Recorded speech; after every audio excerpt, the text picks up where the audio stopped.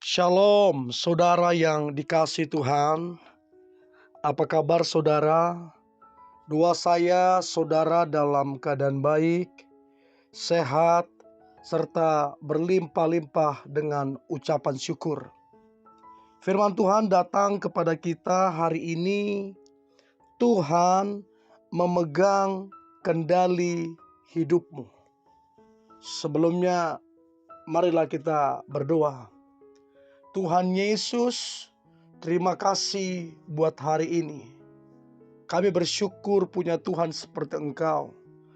Kasih-Mu berlimpah-limpah sehingga kami ada hingga hari ini. Kalau sebentar kami akan merenungkan firman-Mu, urapi kami Tuhan, agar kami mengerti firman-Mu, terlebih kami menjadi pelaku firman-Mu. Di dalam nama Tuhan Yesus, kami dengarkan firman-Mu. Haleluya. Amin. Tuhan memegang kendali hidupmu. Yakobus pasal 4. Yakobus pasal 4 ayat 13 sampai ayatnya yang ke-17. Jadi sekarang, hai kamu yang berkata, hari ini atau besok kami berangkat ke kota Anu, dan di sana kami akan tinggal setahun dan berdagang serta mendapat untung. Sedang kamu tidak tahu apa yang akan terjadi besok. Apakah arti hidupmu? Hidupmu itu sama seperti uap yang sebentar saja kelihatan lalu lenyap. Sebenarnya kamu harus berkata, jika Tuhan menghendakinya, kami akan hidup dan berbuat ini dan itu. Tetapi sekarang kamu memegahkan diri dalam congkakmu, dan semua kemegahan yang demikian adalah salah. Jadi jika seorang tahu bagaimana ia harus berbuat baik, tetapi ia tidak melakukannya, ia berdosa. Saudara yang dikasihi Tuhan, Tuhan yang memegang kendali hidup kita. Kalau kita berbicara tentang bagaimana beberapa tahun yang lalu kita dihantam oleh corona, bukan cuman Indonesia, bahkan negara-negara yang lain. Ada banyak ketakutan-ketakutan, ada banyak kecemasan, bahkan tidak sedikit orang yang kemudian depresi. Nah, kenapa banyak orang ketakutan? Karena mereka lupa bahwa Tuhan yang pegang kendali dalam hidup ini. Tidak ada sesuatu yang terjadi di dalam dunia ini di luar kontrol Tuhan. Semua ada di dalam kendalinya. Tidak ada sesuatu yang terjadi tanpa seizinnya. Nah, harusnya kalau kita mengetahui ini, harusnya ada ketenangan di hati kita.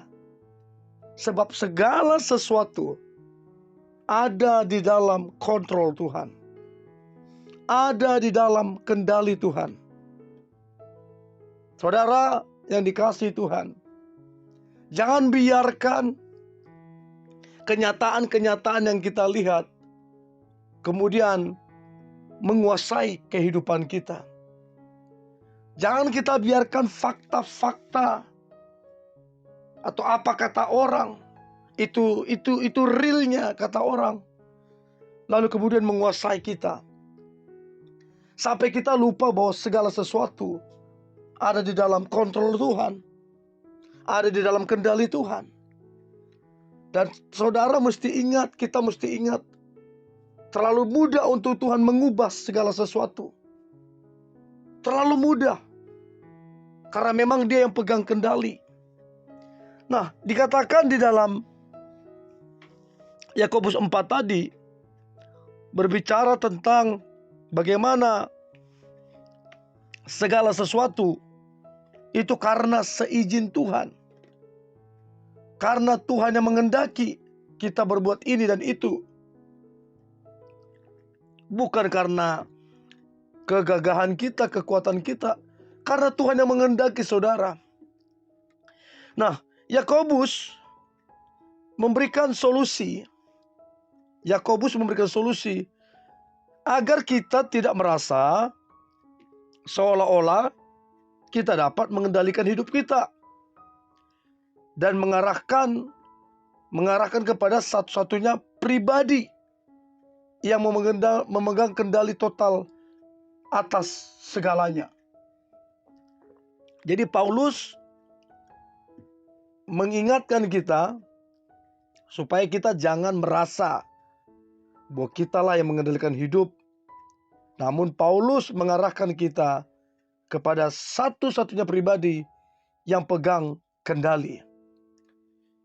Ayat 15 tadi dikatakan, sebenarnya kamu harus berkata, jika Tuhan menghendaki, kami akan hidup dan berbuat ini dan itu. Dalam hal apa saja kita merasa bisa mengendalikan hidup kita sendiri, bagaimana jika kita dapat menyerahkan rencana hidup kita kepada Allah dan mempercayakan masa depan kita di tangannya? Kalau kita merasa kita bisa mengendalikan hidup kita sendiri. Nah, untuk itu perlu kita ketahui Amsal 19 ayat 21.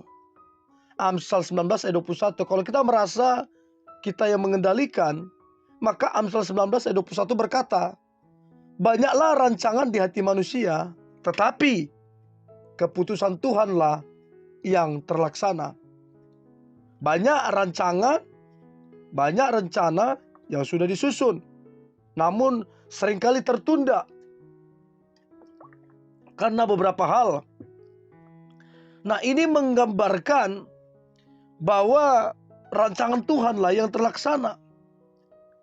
Karena memang Allah sajalah yang memegang kendali atas segala sesuatu. Kita dapat mempercayai rencananya bagi setiap kita. Dalam Pengkhotbah pasal 3 ayat yang ke-11 versi BIS dikatakan, Ia menentukan waktu yang tepat untuk segala sesuatu. Ia memberi kita keinginan untuk mengetahui hari depan, tetapi kita tak sanggup mengerti perbuatan Allah dari awal sampai akhir.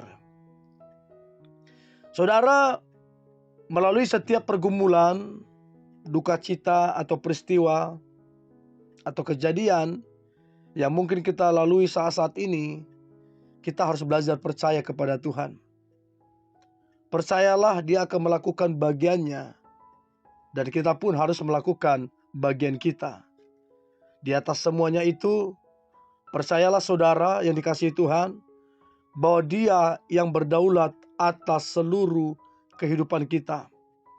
Untuk itu, jangan andalkan kekuatan kita. Jangan andalkan knowledge kita. Jangan andalkan relasi kita ataupun keuangan kita. Sebab sekali lagi, yang menentukan segala sesuatu adalah Tuhan. Yang berdaulat adalah Tuhan. Percayalah kepadanya dan jangan ragukan firman-Nya, karena memang Allah saja yang memegang kendali atas segala sesuatu.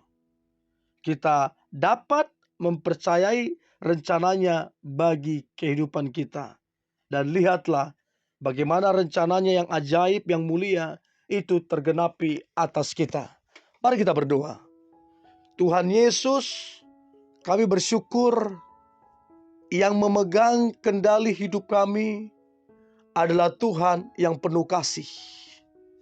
Artinya mungkin di tengah-tengah keadaan atau masalah yang ada, sekali lagi yang mengontrol adalah Tuhan. Dan Engkau mengendalikan atas dasar kasih-Mu. Kami tidak perlu khawatir, tidak perlu curiga, tidak perlu menyalahkan siapapun atas keadaan kami. Karena kami percaya semua ada dalam kendali Tuhan, yaitu atas dasar kasih-Mu. Kami percaya semuanya mendatangkan kebaikan, mendatangkan kemuliaan. Kami bersyukur punya Tuhan seperti Engkau. Di dalam nama Tuhan Yesus, kami berdoa dan mengucap syukur. Haleluya. Amin.